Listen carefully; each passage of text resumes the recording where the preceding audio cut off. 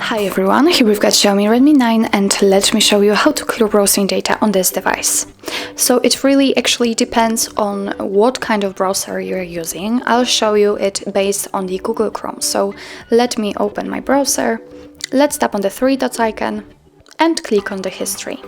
As you can see here, we've got the list of previously opened websites. If you want to remove only one of it, just tap on the X button right next to it. And as you can see, it immediately disappears.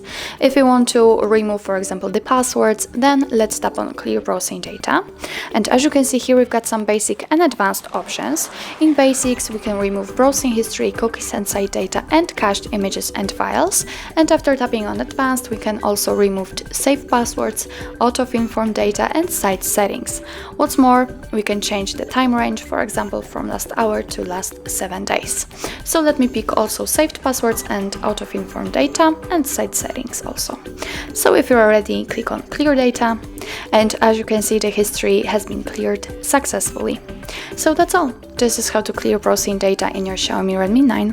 Thank you so much for watching, and if you find that this video was helpful, please hit the subscribe button and leave the thumbs up.